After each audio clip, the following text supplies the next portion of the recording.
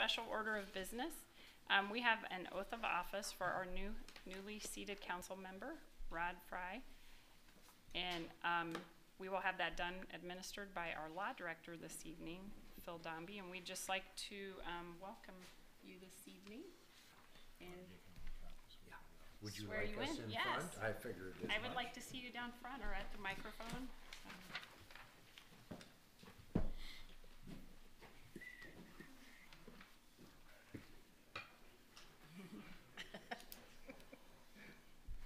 Raise your right hand.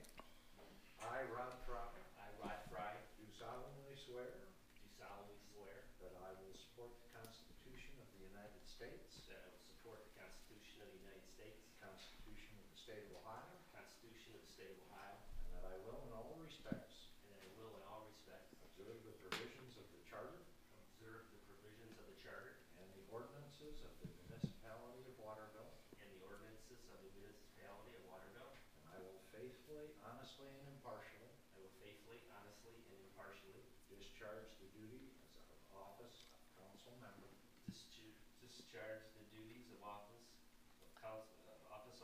member of the Municipality of Waterville, State of Ohio, during my continuance in said office.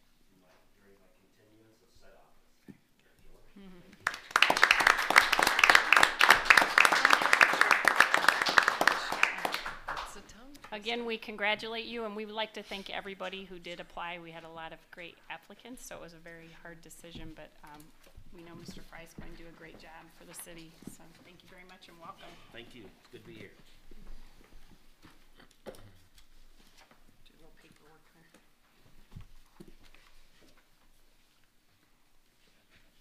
Next, we have the prayer. And Mr. Bruno, would you like to say that? Yes, Mayor. Loving God, as we come together tonight for the city of Waterville, we pause to ask you to be with us and guide our way. May your spirit of peace surround all we say and do this evening. We ask for your strength to do what is best for the good of Waterville. Lord God, as servants of your people, we pray that you grant us and share your wisdom. Amen. Please rise. Pledge allegiance to the flag of the United States of America and to the republic for which it stands, one nation, under God, indivisible, with liberty and justice for all. Roll call, please. Mr. Bruno? Yes. Mrs. Bruno? Here. Mr. Fry? Here. Mayor Brody? Here. Mr. Rosick? Here. Mr. Pedro? Here. Mrs. Duncan? Here. Next, we have our approval of minutes, and we have two sets. We have our regular council meeting February 12th, 2018, special council meeting February 20th, 2018. We need a motion. Move to approve. Second. Are there any changes, corrections? I'm going to abstain for the first half of the regular meeting, since I wasn't there, so. So we'll just vote on the Minor second half. technicality, yes, a minor technicality. I should abstain from the approval of the minutes since I wasn't here. All right, thank you. Any other comments or questions? Seeing none, all those in favor say aye. Aye. Opposed? Next, I have citizens' comments, and I did not have any turned in, but do I have any out there? And I have some guests in the audience, I see. Okay, we'll start with that. How about They that, want Mr. it. They were waiting for you to call them. All They right. want 'em. If I missed it, I know you had it. Do you guys mind going up to the microphone and state your name and where you're from? Hi, I'm Maria Wood from Notre Dame Academy, and I'm here for my government hours as well to hear the issues of Waterville. Hi, I'm Julian Nichols. I also go to Notre Dame Academy, and I'm also doing this for government hours. Thanks. Girls have any questions for us? No? All right. Thanks for coming tonight. Do I have any other comments out there? Citizens? All right. Seeing none, we'll move on to staff reports. And first is our administrator, Mr. Bagdonis. Thank you, Mayor. Council members have a copy of my report, and I would just like to bring up one item there, and it kind of is starting to feel like spring, and with that, we need to think about our summer schedule. Oh.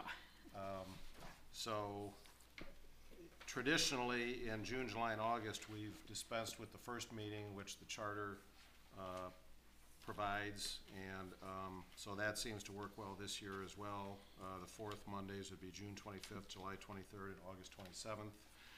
And then this year, the fourth Monday of May falls on Memorial Day. And what we've done when that has happened is actually delay that meeting 1 week. And by meeting only once with the normal June schedule, if we would delay a week after Memorial Day, that would give us a meeting on June 4th, along with June 25th. So it does kind of get a reasonable spacing in between meetings there. So, and we also have to be aware of the timing of meetings to take care of the legislation we need for our annual note issue. And the schedule that I'm suggesting would work for that purpose too. So, Thank you. with council's permission, we'd like to go ahead and set that so we can get the planning in place for some of those items that we need to work on. Does council have any issues with that? All right, seeing none. Do you need a Need a motion or? for that? Motion? I'll move to approve Jim's suggested dates for the summer meetings. Anybody have a second? Second. All those in favor say aye. Aye. Opposed? That's the end of my report unless there are questions. All right, seeing none. Next, we have our law director. No report tonight, Your Honor. Thank you. Our finance director.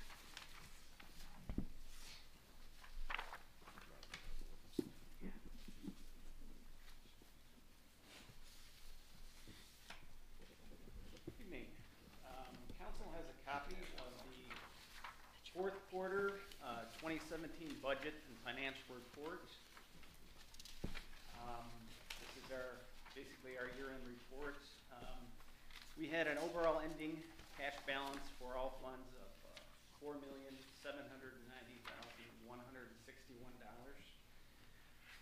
We have 18 active funds, individual funds, and they all ended up in positive balances, which is good.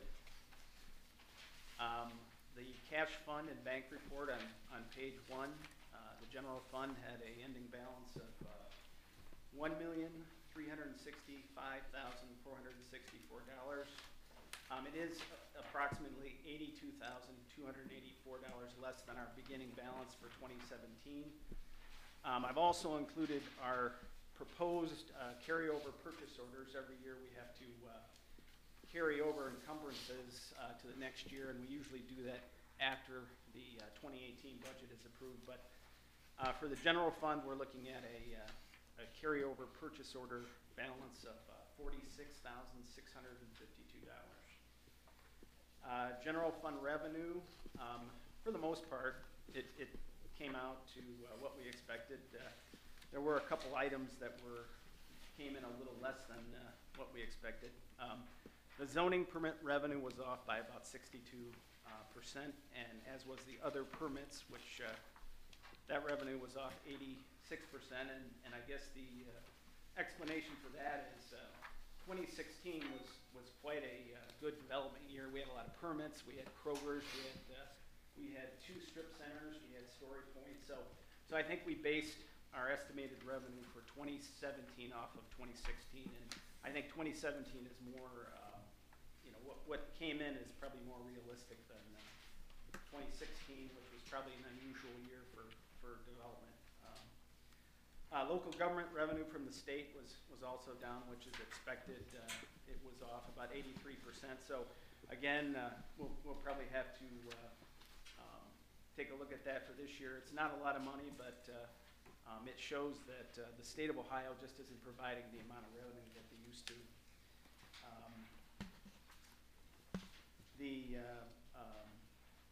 I guess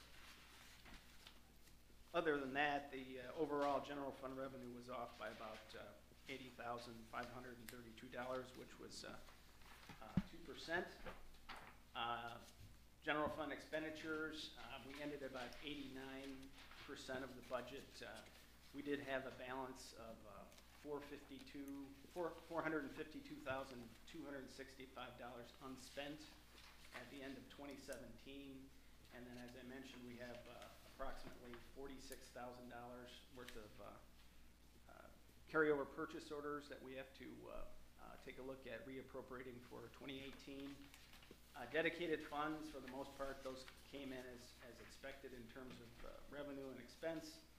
The Park and Green Space Fund, it's based on cable franchise fees and developer open space fees, which are dependent on what kind of development is going on in the city. And then the cable franchise fees, we noticed they're kind of leveling out. They're kind of flattening out in terms of their profits. So that came in a little less than what we expected there. Apparently, we spent less on salt in 2017, so we had a little more money in that fund in terms of what we didn't spend in the permissive tax fund. The 5-year capital, the revenues were lower than we expected, 71%. That was due to unreceived grant reimbursements in 2017, which we'll receive all those in 2018. Capital expenses, 77%, mostly due to uncompleted construction projects, and then we had a couple capital equipment purchases that we need to make. We're also looking at approximately $378,638 in carryover purchase orders in that fund, and that's mainly due to our uncompleted construction projects and our unpurchased equipment. The enterprise funds, 610 through 680, again, those came out pretty much where we expected. A bright spot in the budget this year in the 610 fund, unlike previous years where we had to do advances from either the 680 or the 325 fund into the 610 fund. This year we didn't do that at the end of the year. The fund was healthy enough that we didn't think that was necessary. The only revenue that we didn't receive in the 610 fund was actually the advance, so that's a good thing. So that shows that that ended the year a lot stronger than it usually has in previous years. The expenses in 610 were also lower, primarily due to our savings in bulk water costs, and then the 680 fund, again, we had some uncompleted capital improvements and equipment purchases, so our expenditures were a little lower there. Overall revenues, we collected approximately $10,371,175. We had $10,907,710 in expenses. I did mention that our unreceived grant reimbursements, that's probably about $564,000. So if you look at what we brought in terms of revenue versus overall expense, we actually would have had more revenue in if we would have got those reimbursements in 2017, which we are going to get in 2018. The RETA reports are also included in there. In your council packets, we collected $320,776 in income tax revenue, about $62,295 more than we collected in January of 2017. If you notice, it was our best January that we've had. On Report A, it goes back to 2014, and you'll see that the January collection was the best on Report A from 2014 up to the present. The end of January, the city collected about 9.25% of our budgeted income tax revenue. The primary reason for the larger disbursements is the state has been messing with our income taxes. As you know, the fourth quarter individual tax estimate was moved to December 15th, so we don't receive the revenue until January, and that change was made in 2016. And I was able to get our RETA collection for February 2018. We had $255,247, which was about $12,000 less than we had in the previous February for 2017. So more than likely that bigger collection in January, we got a little bit less in February. So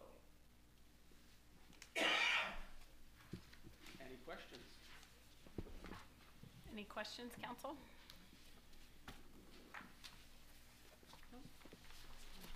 Thank you. Next, we have our treasurer. Thank you. Communications from council. I'll start with Mr. Bruno. No report? Mrs. Bruno. No report tonight. Mr. Fry.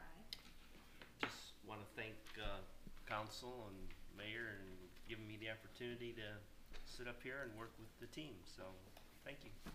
Thank you. Mr. Rosie. Just a comment, Mr. Bruno and I were pleased to attend the fourth grade council swearing in last week. Very nice. And once again, there's really nothing like 400 little kids saying the Pledge of Allegiance, and this time they sang the Star Spangled Banner also, which was pretty terrific. That's nice. Thanks for going to that. That's awesome. It was good. Mr. Pedro. Just to continue on with that, I heard from the school counselor yesterday, and she was pleased that both of you were there, and she knows that we all support that school in those endeavors, and it's always a pleasure to do that. So thank you again for being there. That's all I have, Mayor. Thank you. Mrs. Duncan. No report this evening, Your Honor. All right, thank you. We'll move on then to old business. First, we have Resolution 51-17, a resolution approving and adopting the City of Waterville FY 2018 5-year capital planning program for all municipal funds and departments. We had our public hearing on November 27th, 2017. So we'll start with this one. And I'll just remind council that by our charter, we adopt our budget by March 1st. So that would be this week. So we've spent quite a bit of time on the budget, which is a good thing, the last couple months. So we'll start with the capital, and I'll see if there's any comments or changes or questions.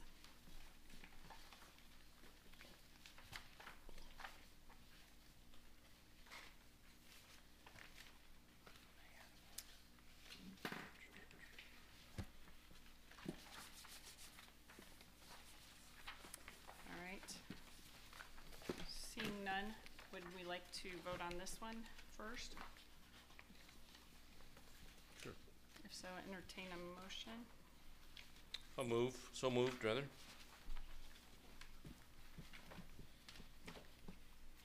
Second? Discussion, questions? All right, roll call.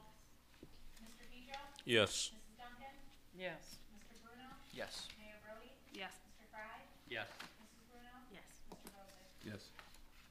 All right, next we have ordinance 27-17, an ordinance adopting the annual appropriations for the municipality of Waterville for fiscal year ending December 31st, 2018, and repealing ordinance number 28-17 and declaring an emergency. Our first reading was held December 11th. Our second reading and public hearing was January 8th, 2018, and our third reading was held January 22nd, 2018.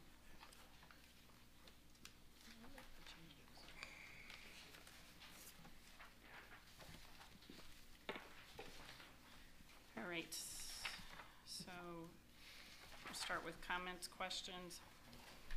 I did have a couple. Should I start, Yeah. Mayor? Is Yes. that, Yeah. I don't wanna, usurp anybody has questions. Nope. Feel free. And John and I spoke this afternoon about a couple of these things, but just to clarify a couple points I wanted to clarify, and one was for Ken probably. There's a line item for street lighting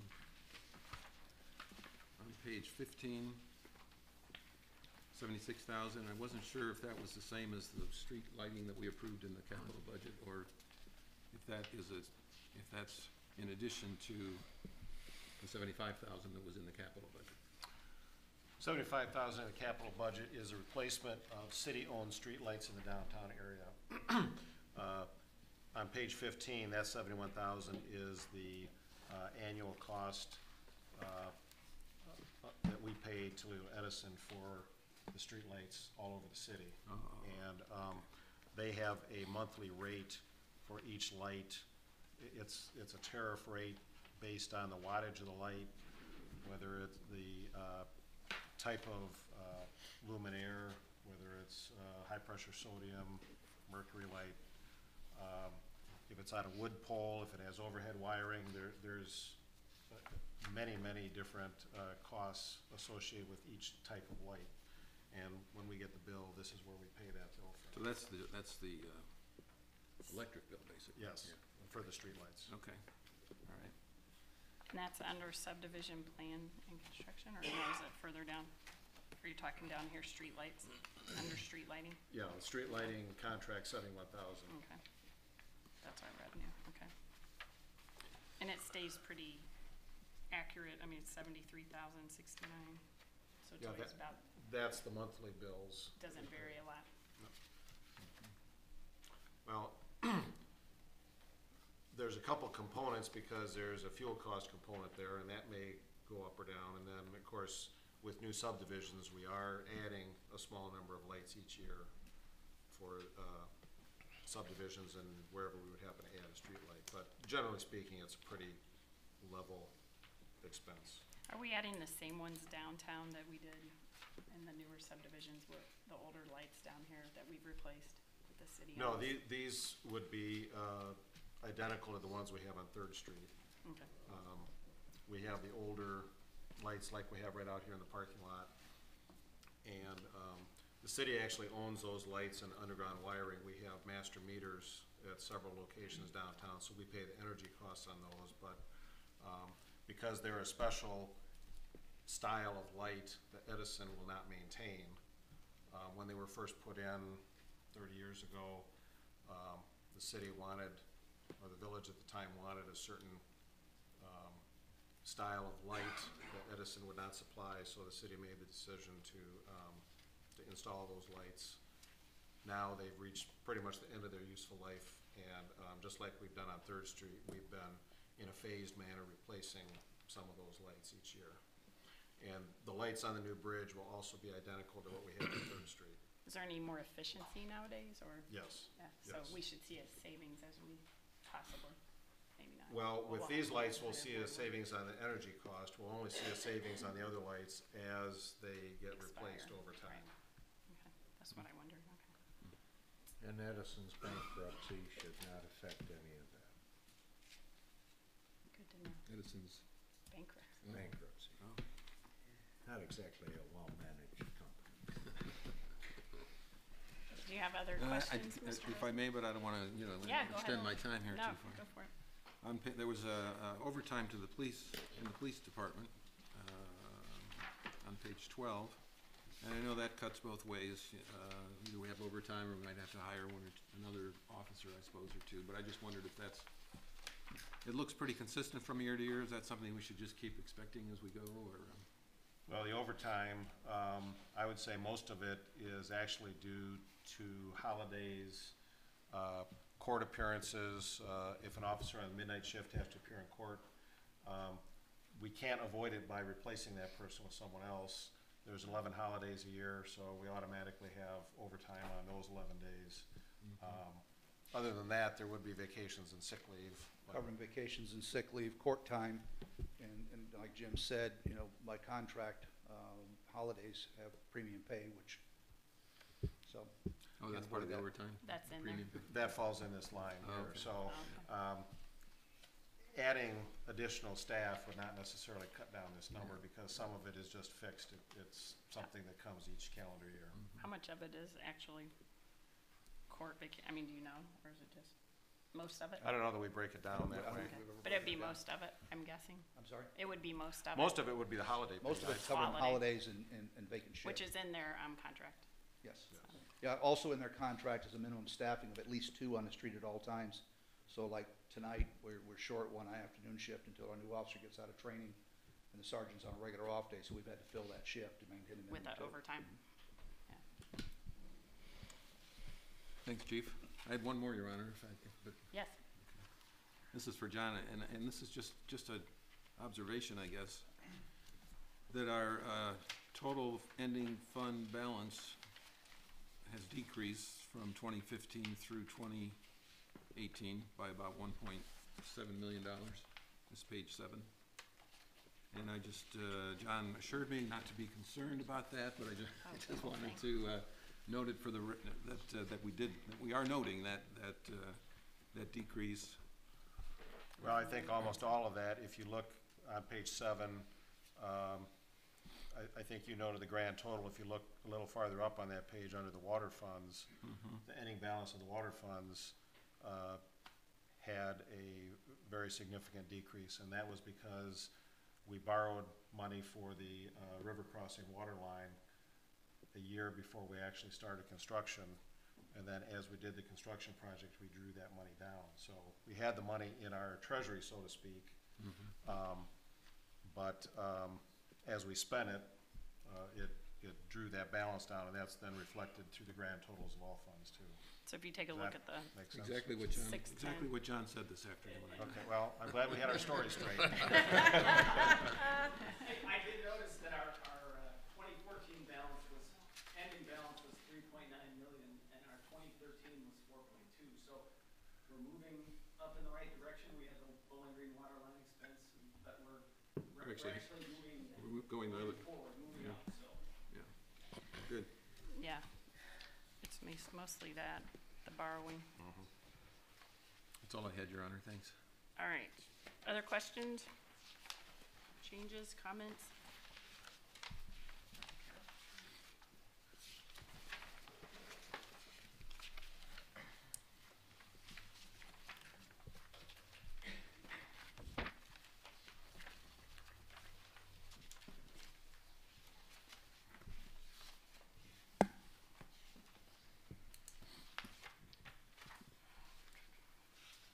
Mayor, I guess I'd like to just discuss again, everything else is coming together pretty nicely, but I need to discuss the expenditure of the proposed replacement vehicle for the deputy chief and the fire department. Okay. So that along with the ambulance, but I guess I'd like to take them one at a time. Okay. Because we've had a lengthy discussion, I know, on both of these items. So, I know. All right, I still am of the opinion, under the current situation of what's going to be transpiring, or is in the works of being discussed, is this regional fire district. And in my opinion, it's essentially we're doing that already with the mutual aid. It's just now a matter of tightening all that up, Just making sure. right, and having like more centralized. But there's no mistaking, we've discussed this at great length. Currently, the deputy chief has a vehicle that we've provided for him that he uses while he's working, correct? Does he still ever, there's probably times when he still has to use his personal vehicle for runs, or he just drives this vehicle all the time then? No, he's been on light duty since this occurred. Since this accident happened, he's been on light duty, so he has not been using the vehicle that sits in the bay. It's the old public works truck. Right, he's on light duty. Is Why? He was injured on the in a fire job. last December. Oh, He's been on light duty since A different incident, but Yeah. oh, okay, in a fire. okay, all right. So he's not currently driving the vehicle we provided? Correct. Okay. So I am of the opinion that until we see what's gonna happen with our fire department, and if we centralize, I know that we're talking with White House, and now Monclova is joining the discussion. And, for the public's benefit, we currently have what we call mutual aid, and the chief can explain that if he wants to again. It's all about toning out, when you call 911, if you do that in the city of Waterville, if the tone goes out and someone responds, then you'll get our rescue squad. If they tone again, then that enacts Lucas County, correct? Incorrect. Okay. If there's a medical emergency or fire in the city of Waterville, let's just stick with medical emergencies, okay? Our dispatcher from downtown 911 building tones out the department from 7 p.m. to 7 a.m. If it's during the day, from 7 a.m. to 7 p.m., they do a station tone only, which means the two medics that are on duty or the deputy chief or myself will respond on the run. If it's a motor vehicle accident or fire or an unconscious person, the department will get toned out during the day. or around the clock, so to speak, if those three type of activities occur. If it's an unconscious person, breathing difficulty, chest pain, something that's going to be life-threatening or could be life-threatening, you'll get a Lucas County Life Squad, and they're dispatched separately from Lucas County EMS system. And you'll also get Waterville. Yes, we're the first responders. Right. But then you will get a life squad. That may change next year. Right. And there may not be life squads. Right. It's all up in the air right now. Right. Right. Okay, so with all that in mind, I just think that we need to postpone the purchase of this particular vehicle, the chief's vehicle, and then what's proposed is the chief's current vehicle would then go to the deputy chief, and then we'd be purchasing a new vehicle for the chief for $35,000 is what's been appropriated. But I am of the opinion that we need to postpone this purchase for down the road. I'm not saying never, I'm just saying postpone it for right now. So, Are you making a motion to amend or to remove or amend? yep, I would like to make an amendment to Or the do you just proposition. Okay. Okay, so I'd like to make an amendment to take out the purchase of the chief's proposed vehicle from the 2018 appropriations budget. Second. Second, is there any discussion? Just to clarify, in my mind, I guess, if we approve the capital budget, which included those items, can we take them out of the appropriations? Sure. Yeah. The capital is more a planning document, the appropriations is actually what the What we're gonna administration will spend, be able right, to spend for this year. So that's why you'd kind of do it in this one for the current year. What's the prognosis? How light duty is the assistant chief? Another 3 weeks. He'll be back full-time? Yeah. Well, he's working, but he's just Duty. desk work and light duty work. Good, yeah. Any other, He uses that vehicle on a daily basis for inspections, and if I'm not in town, he'll be commanded. So whether it's an old vehicle that is really old or a new vehicle. all right, any other questions from council? This is just not to vote on the whole budget, but on that one item. So, Piece roll it. call, please. Mayor Brody, Yes.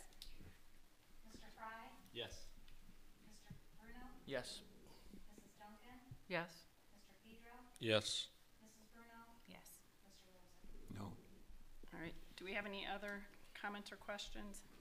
Particularly fire, our chief has been up there for us a lot. Any area is good, but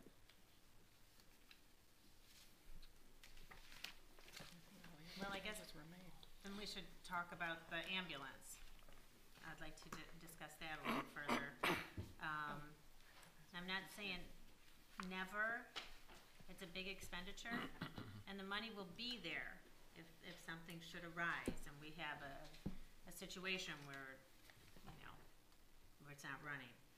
But, again, in light of the current circumstances of the changes that are coming in the county and the city and the region, I just think it would be in our best interest to just postpone this purchase for now.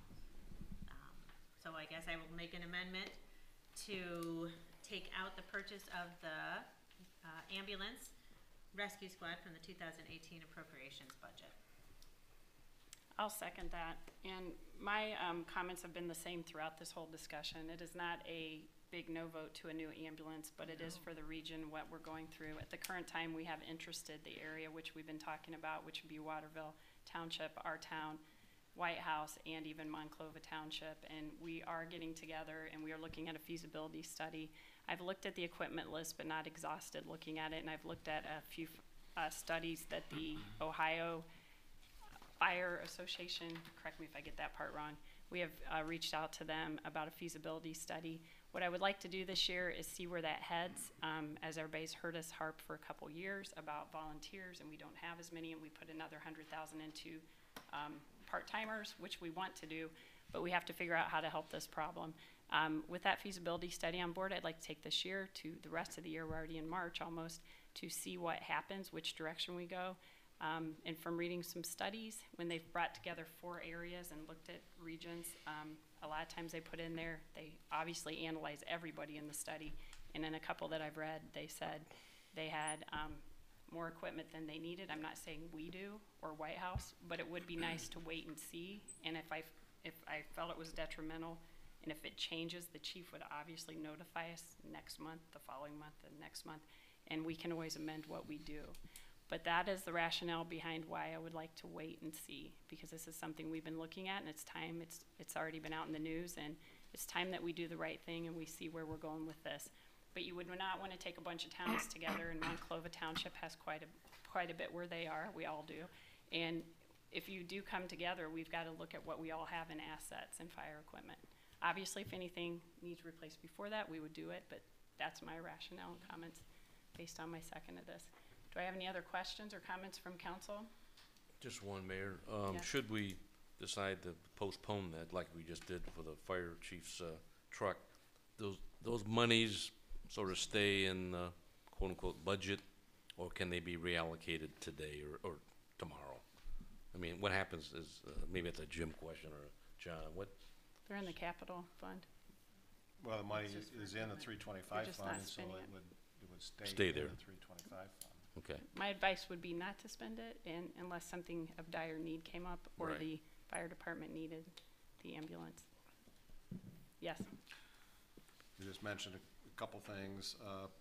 First of all, I think the chief has already said that we need to replace the ambulance. We don't have to wait till next month or the month after. I think he pretty emphatically said that the ambulance should be replaced. And even if the feasibility study goes very positively, we're several years away from the formation of an alternate service. So I think we feel that it's best to get the problem taken care of now. It's only going to cost more money next year, and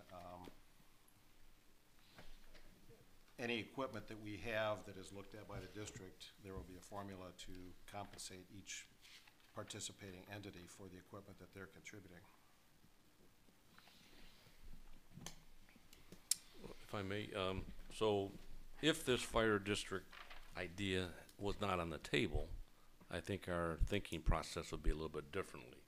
So I guess Chief has maintained the need for this, and our newest one of our newest council members, Mr. Bruno, not to be confused with Mrs. Bruno, but made a point that it's a cycle.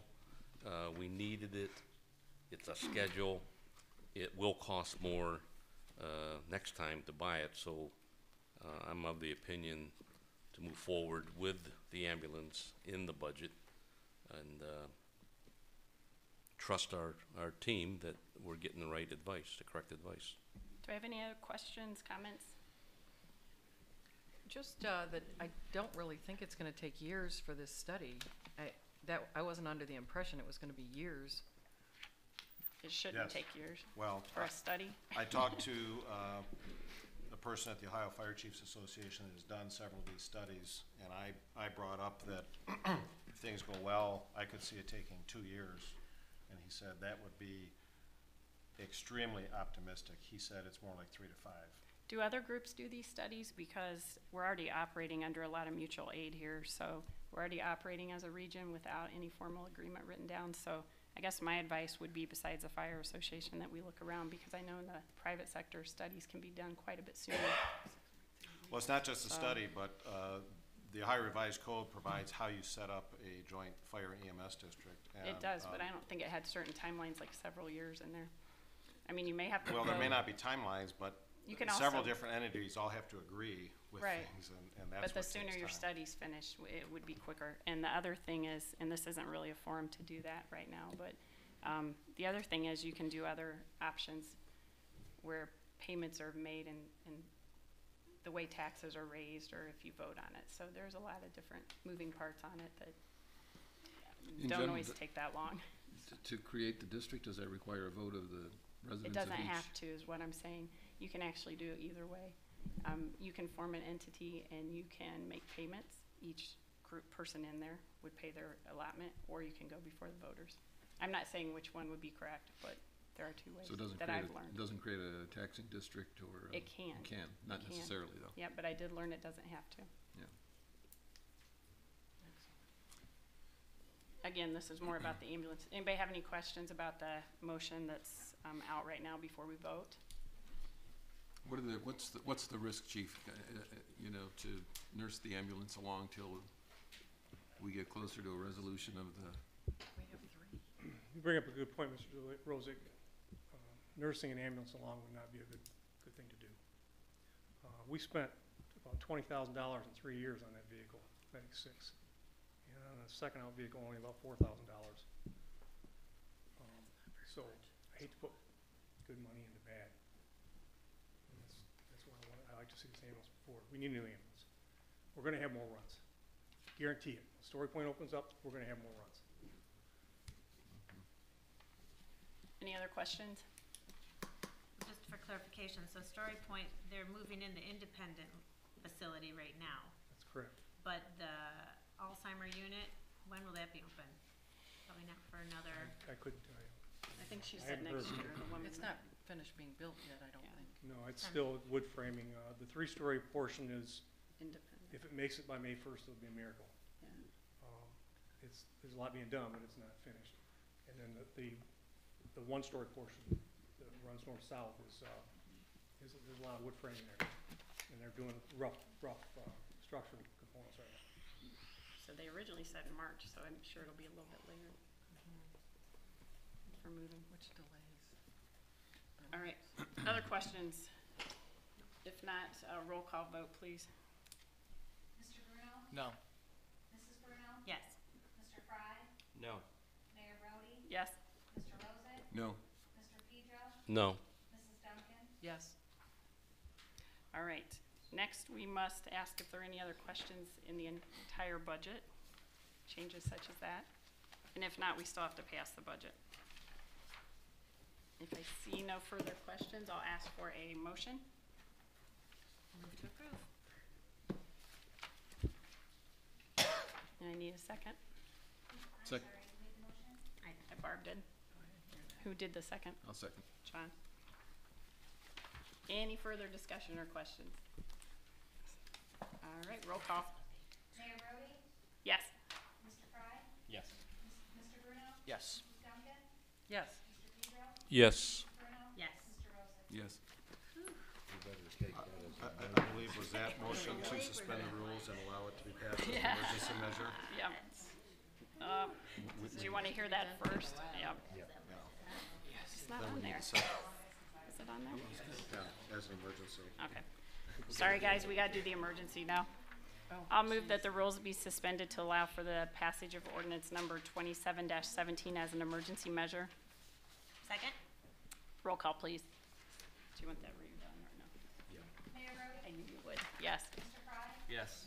Mr. Bruno? Yes. Mrs. Duncan? Yes. Mr. Pedro? Yes. Mrs. Bruno? Yes. Mr. Rosick? Yes. And one more time, move for the final passage of ordinance number 27-17, first and final reading as an emergency measure, and I need a second. I'll second. I thought did we vote We're for doing it again for our solicitor. Cancel that last vote. The second one. The second to last vote. So, who seconded the second one? Let's do John. I did. Mr. Rosick. Roll call. Mayor Brody? Yes. Mr. Fry? Yes. Mr. Bruno? Yes. Mrs. Duncan? Yes. Mr. Pedro? Yes. Bruno? Yes. Mr. Rosick? Yes. Phew, all right. I'll just make one more comment if Got I that may, done. Mayor. It's totally out of my character to vote to spend money, as you all know. But, as Mr. Pedro said, we're relying on our experts out in the field to guide us through these decisions, so there we have it. Next, we have ordinance 01-18, an ordinance authorizing the municipal administrator to enter into a real estate purchase agreement to sell certain real estate known as 6824 Anthony Wayne Trail Part east of Railroad and to complete such sale and declaring an emergency. And do we have anything to add to that? Jim doesn't? Nope. I think we Very should good. I have Oh, a few sorry. questions. Go ahead, That's Mary. okay. Matt, do you wanna come up? So I know we've tabled this a couple times and we've, It's off the table right now, the oh, last so- meeting. Yeah. We just had a second reading at the last meeting. Yeah, right. but it's off the table? It's not an emergency measure, so we I made don't last think time. it was on the table, it just had a second reading. It just had a second reading, yeah. Okay. So, I have a couple questions about your bid. So you are intending to build a soccer? Potentially. I'm looking to purchase the property for personal investment and then looking for potentially a third-party developer to create a soccer complex there. A third party, okay, so it wouldn't be Metro? That would be who I would like to be able to do it with, yes.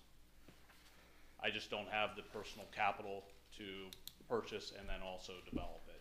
And so Metro doesn't have the capital either? They do have, they're a non-for-profit, or they're not a non-for-profit, but they do generate operating income. Because I was curious, I know that you bid on this personally, but I thought this was a Metro. The bid doesn't state that at all. It's my personal investment that I was looking to do. I would like to be able to potentially develop for soccer, but I'm looking at an actual personal investment that potentially I could build on at a future date with my own home potentially. But there is no. So your letter that said you were going to, My letter just asked that it affirm that there is no opposition to the building of a soccer complex, and that the R4 classification would not prevent that from occurring. okay, so your intent is to still build a soccer field, That would be the intent, yes. but you need investors? I do. Thank you for clarifying. Any other questions? Yes, go ahead. Matt, thanks for being here. I know we've had the 3 readings on this, and I believe almost everything I read in the mirror. Almost, not everything. Almost everything. But as you mentioned, the mirror, you have some plans. Can you elaborate further? I thought there was some information about an architect, and has there been any anything like that in your plans? I have a preliminary schematic layout of what that would look like, just to make sure that, quite frankly, we'd like to be able to put 2 fields in there, full-size fields. So obviously, due diligence on our part over a year ago, we looked at making sure that the orientation of it would allow that, and the access would work for utility hookups, tie-ins, and the like. Yes. And that's my question. I was gonna say, is it 2 or 3 field, but 2 is the. Two is the intention. It would be a 2 11v11 fields with the ability to flex into 4 9v9 fields potentially. So for the younger kids. Okay. And then I know you probably are thinking about this, but what's the thought process on 24x access? Is that a concern, or? I think it works perfectly for the setting. There's enough of a setback, and then the access. There is a small gravel access there currently from the former property. I would intend on the approach being from there. That would be part of the development. I would assume that there would probably want to be a decel lane, but I've not gone to that level of detail until we concluded on an agreement. Right. And maybe just a general comment, not necessarily directed at you, but in general, council has been looking at a way to solve some of the soccer field pressures, if you will. And I know this was something you obviously are interested in, so. Personal passion, yes. Pardon me? It's personal passion, yes. Yeah. So, I know there's others that had an interest to do the same thing, to solve this soccer, I'll call it pressure, but soccer initiative. So we're here just to gather as much information as possible. And we would welcome the city's involvement, certainly, if there's potential grant monies, potential tax deferments or that type of thing that could advance the development. Okay. We'd definitely be interested in talking, but I really wanted to keep the two discussions separate. Sure. Is number one is securing an actual property that we could look at. And when I say we, that would be me, obviously. I guess that's where I got confused. I didn't know if it was Metro. You've been speaking. It would be my intention, yes, to work with them and give them first right to work with me on that.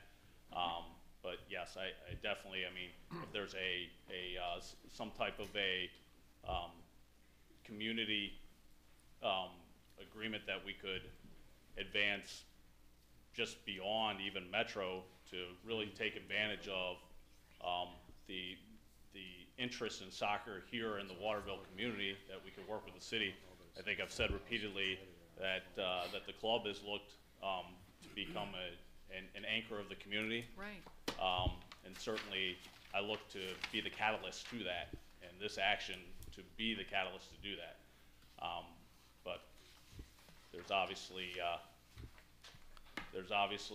I only have so much money hanging on the Matt Nagel tree to be able to advance the vision.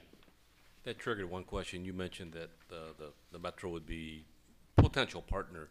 What's been the communication? What's been the conversation with Metro, and remind us of the leadership of Metro? The communication's been with the executive director who owns Metro, and that we have been looking for land.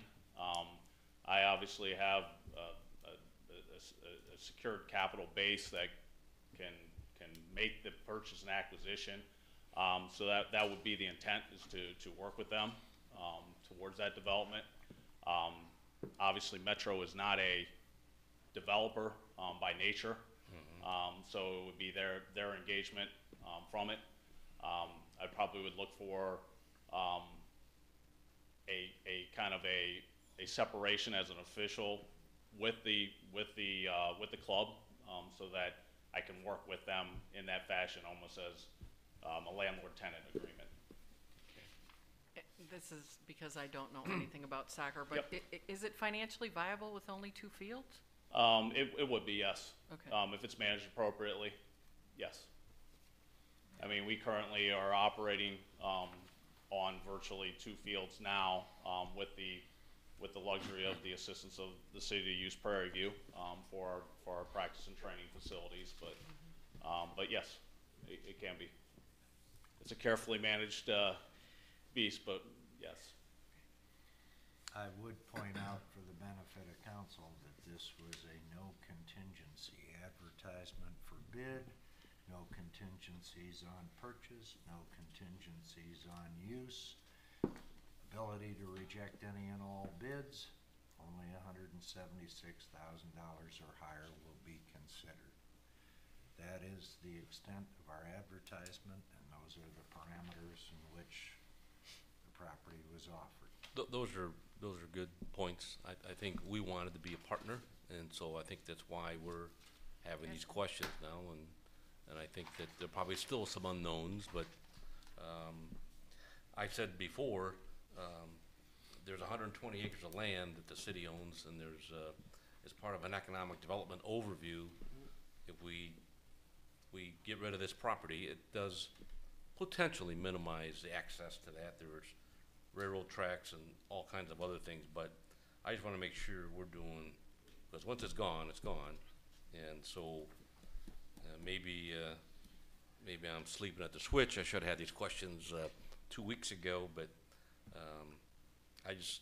I want to make sure we're shaking all these things out. The other thing I would point out, anything oral related to real estate is of no consequence, period. And just to remind everybody, we recently changed this piece of property to R4, which is multifamily, doesn't include R1 or anything. And the soccer would have to apply for a special use permit, which we have a process for that. And then they would be allowed to operate, as we do in other locations for different types of businesses and things. So it would remain that unless council would change the zoning, and to have that done would require somebody coming back to us, and that the council would vote that way. So Mr. Nagel would be buying it as R4, and to do soccer, he would do a special use permit and get that approved, and if not, it would still be R4, which is multifamily housing. Which I'm sure he's looked up in the code, so he knows what can go there, you know, as it stands today. So I think everybody's aware. Any other questions? Yeah, you must really be passionate about soccer to do something like this. I would say yes, I'm passionate also. I would also say I'm passionate for the Waterville community. I'm a 12-year resident that wants to make something special here. That's plain and simple. But I also need to obviously take into consideration my personal investments in it. So I can't dive feet first in without the recognition of what the risk is that I'm taking by doing it, but also understand what those implications are. But definitely, we want to be, as a club, a community anchor. I want to personally be able to invest in this community, and I mean, obviously the style of club that the soccer club is would bring outside commerce to our city, and I think those are all positives that should be considered. But Any other questions? We'd need a motion.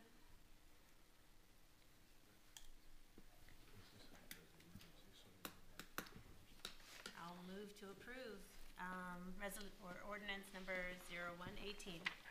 So, do we still need to read it that way, even though we've had 3 readings? As an emergency. Yeah. Okay, it was written as an emergency, although it wasn't one because we had 3 readings. So I will move that the rules be suspended to allow for the passage of ordinance number 0118 as an emergency measure. I would need a second. Second. The emergency measure actually pertains to when the ordinance is yeah. effective, not the number of readings. Yeah. Does it need to be an emergency, or should we remove the emergency? I thought that's why it was tabled. Yeah. Was to remove the emergency. It's Yeah. more about the number of days, the 30 I mean, it's a days. technicality, but It just I depends think if we it's should be, effective. we should be careful about what we call an emergency. No offense to Mr. Nagel, but We can remove it if I it's no, not. I did not ask for it to be emergency. Yeah, he didn't, yeah. We can amend I would just as soon remove the emergency if All right, that's okay. That has so to happen strike first. the last one, we did not vote.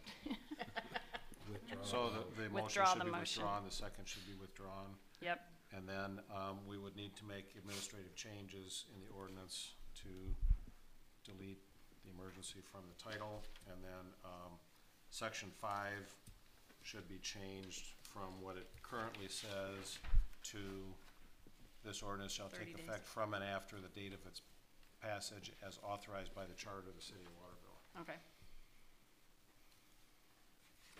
And do you need a motion? You get all that, Melissa? Yeah. Is that a motion we're making? That's administrative, all right. Well, you would need a motion to make that, those administrative changes. I'll make a motion that we make the administrative changes our administrator has mentioned. Would need a second. Second. All those in favor say aye. Aye. Opposed? All right. Now, just a simple motion. Now we just need a regular motion. Mrs. Bruno, go again. And I'll move to approve ordinance number 0118. I'll second that. Any further questions or discussion?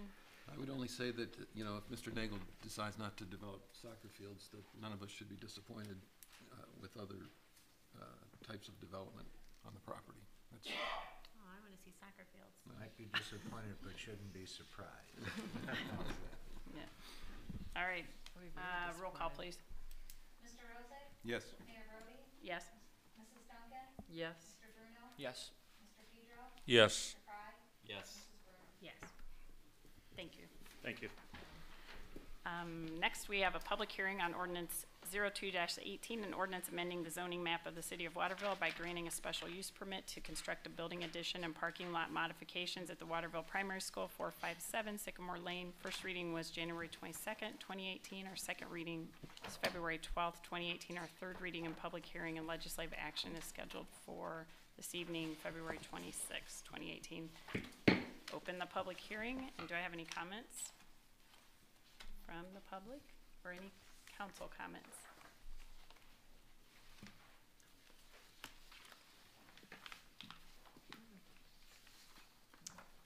Seeing none, I'm going to close that public hearing. And now we would need a motion. So moved. Second? Further questions, discussion? Just one clarification. In January 4th, Patrick O'Rourke, our zoning inspector, Tom Uristia, to our zoning inspector, talked about some clarifications and whatnot to the plan, for the plan. I just wondered if they've been addressed. Parking lot, need to comply with Waterville code, landscaping, there were 9 items on Tom Uristia's. Do those get addressed now or later? Anybody want to talk?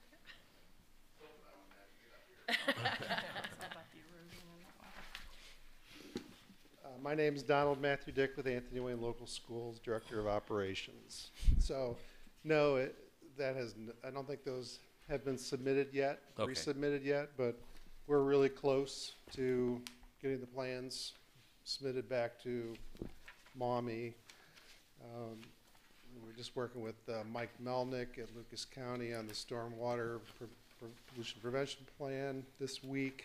Got some clarification on that. We have to change our detention basin at Waterville a little bit from the way it was designed. So, yeah, those are continuing. We'll have the site lighting plan will be part of the project plans that will be submitted. I can't remember what the other items were. Maybe the general comment is, I just didn't want us to approve this tonight and then you're being delayed. So as long as these are being worked on or being addressed, then I'm all right with it. I'm all for Anthony Wayne Schools. The way we normally handle a situation like this is, once this legislation is passed, we still have to issue a zoning permit, and these contingencies would need to be addressed before we issue the zoning Okay. permit. All right, thank you. That's all I have. I'm just curious, while you're up there, is the entrance to the building will still be in the front, or is it moving to the? The entrance will still be in the front. We're adding another parking lot out in that front yard where the school sign is. I think that's about 20 spaces. We definitely need more parking there. We've expanded the parking lot in the back a little bit too. We've kind of redesigned the traffic flow, so there's one parent pickup loop in front of the building. The other pickup is in the back of the building, so we're reorganizing the way the driveways flow. Good. Working with the fire chief on getting a fire lane marked in front of the building better. And then the pod of 4 classrooms, new classrooms in the back is part of it too. And of course, one of the big things is the secure entranceway for security is one of our big things. We've been revisiting that after the events of the last couple of weeks. Sure. So. Thanks. Other comments, questions? Well, one last question. Has enrollment been going up here at the Waterville Primary? I looked before the last meeting. I didn't bring my fact sheet with me, but it's been pretty. Looked to me like it's been very steady with very small growth increments in student population. But the building's pretty full. I think they moved special ed classroom or a kindergarten preschool classroom to Monclova this year because they had more room there. A couple of those the newer classrooms are probably going to be special ed. They'll be a little bit bigger and a little bit better suited to the needs, what they need to do. Plus there's one of the 4 classrooms is actually like 2 tutor rooms back there in the back. So. But with the way growth is picking up now, it's hard to say, but. Well, I know the superintendent, Mr. Fritz, right? Yep. Okay. Yes. Very good. Okay. Sent us council a letter, was that a year or 2 ago now? Yeah, probably just talking about just being conscious how one thing affects the other. So it's increased building, right? It puts a more demand on the school system, and you have to expand. Yep. So working together to achieve our goals. All right, thank you. Thank you. All right, we have a motion already in the second. Second. I think we already have it. There we have it. All right. I was just verifying after that. Roll call, please. But we appreciate it. Yes. Mr. Fry? Yes. Mayor Brody? Yes. Mrs. Duncan? Yes. Mr. Pedro? Yes. Yes. Thank you. Next, we have ordinance 03-18, ordinance amending the municipal zoning map of the city of Waterville to change the zoning classification of a certain 2.0 acre parcel of land, part of parcel number 96-25991, located directly south of 8011 Dutch Road, from A1 Agricultural District to C1 Neighborhood Commercial District. Our first reading was held February 12th. Second reading scheduled for this evening, the 26th. Our third reading, public hearing, and legislative action is scheduled for March 12th. And we went over those last meeting about the Children's Discovery Zone expanding out back. Are there any further comments or questions? All right, we'll have that on the agenda next meeting. Next, we have Resolution 12-18, a resolution to support the Board of Lucas County Commissioners to enact a county motor vehicle license fee pursuant to Ohio Revised Code, Chapter 4504.24. And this was tabled last meeting. So do we have a motion to bring this off the table? So moved. Second. All right, all those in favor say aye. Aye. Opposed? All right. And then do we have a motion for this resolution?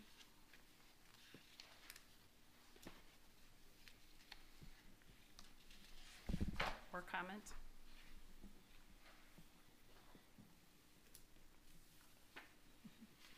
No motion? Yeah. I guess I'm, This is fine too. yeah.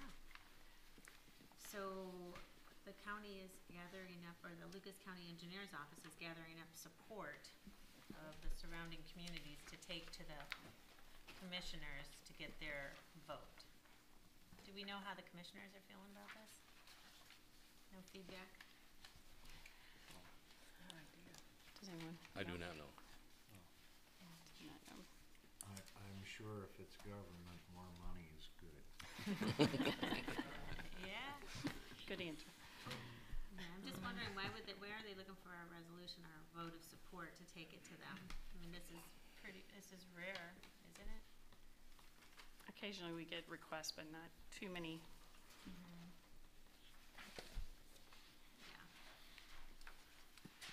I'm sure it's to strengthen their case for the $5. And if there isn't a motion, then it dies from lack of a motion or a second.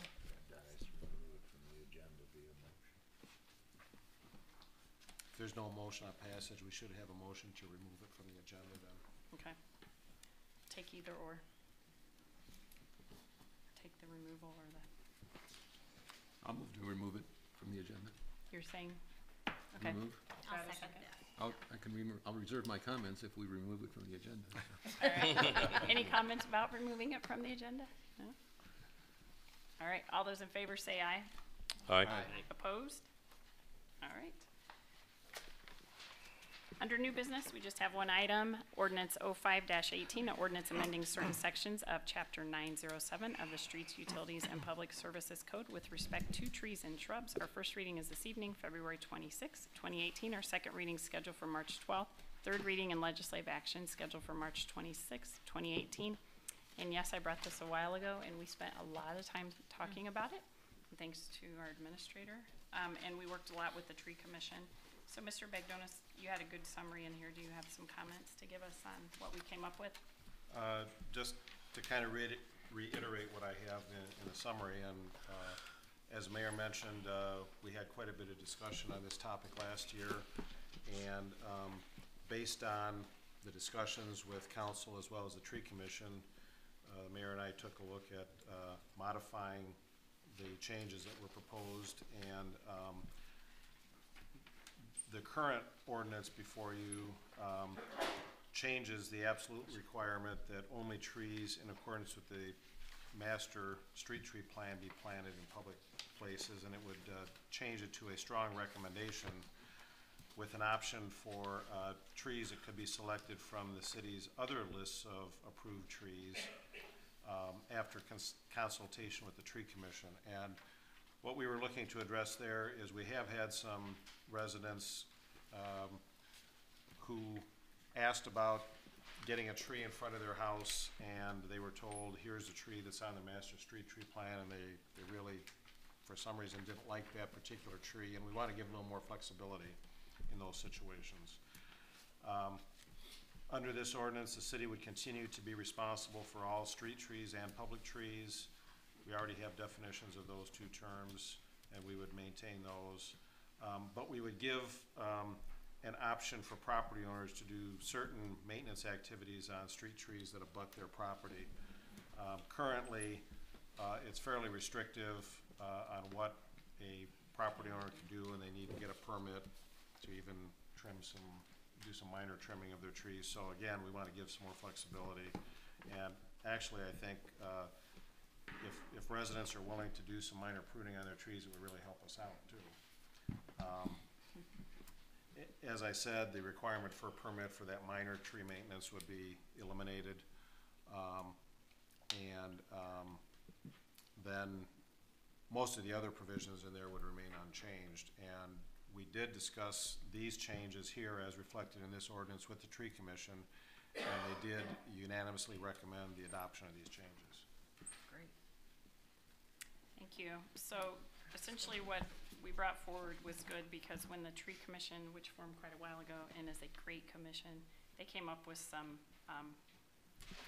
language for us, and I think it's always good. We did have a few different issues, and I think what this result is, it may not seem like a huge change, but it's pretty community friendly and actually will help the town out a little bit because most people will be very responsible stewards of their street trees. So I think that could be a win for us as the town, I mean, working together. So they're not sweeping changes, but I do think they help the public with dealing with the Tree Commission and vice versa.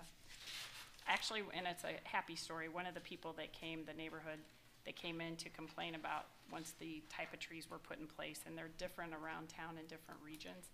And they spent a lot of time doing it, it's nice, they did a good job, but there wasn't much flexibility. So one of the people that came is quite good, and they actually put her on the Tree Commission. So there you go, we gained a Tree Commission member, and she was able to help, you know, make a couple changes. Excellent. Customer friendly here a little bit more. So that is our first reading on that one. Any questions, comments? We have 2 more readings. Do we have any other information or unscheduled business this evening? If not, I'd look for a motion to adjourn.